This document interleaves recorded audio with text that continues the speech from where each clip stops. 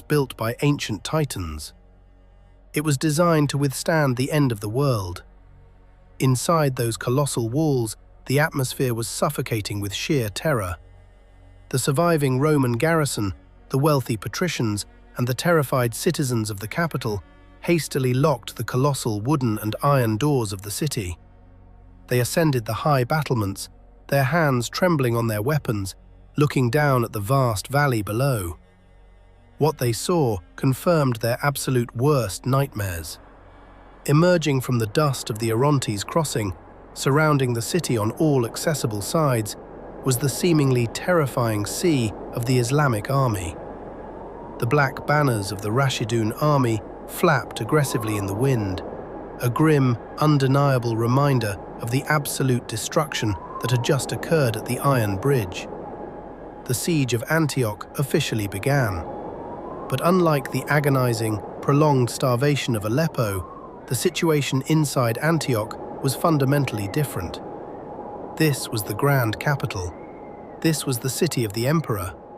For centuries, the people of Antioch had always believed that no matter how bad a war got, no matter how many provinces fell, the emperor of Rome would always protect his crown jewel.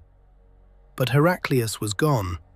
He had drained the city's vast treasuries, packed up the imperial court, and fled over the Taurus mountains to Constantinople. He had abandoned his people to the mercy of the desert warriors. The psychological weight of that imperial abandonment completely crushed the spirit of the defenders. They had massive, impregnable walls. They had years' worth of grain and provisions stockpiled in deep mountain cisterns. But their will to fight was completely, totally broken. They knew absolutely no relief army was marching to save them. Every single imperial legion from the mountains of Anatolia to the deserts of Arabia had been annihilated by Khalid ibn al-Walid and Abu Ubaidah.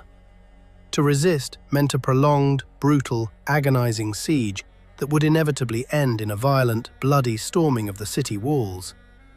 They knew of the absolute ruthlessness of the mobile guard when their blood was up. For a few tense, unnerving days, the Rashidun army simply tightened the noose around Antioch. They established their massive siege camps, locked down all the roads leading out of the valley, and made it completely clear that nothing was entering or leaving the capital ever again. They did not fire a single arrow. They did not build a single catapult. They let the psychological terror of the inevitable do the work for them. Then, the massive iron-studded gates of the grand capital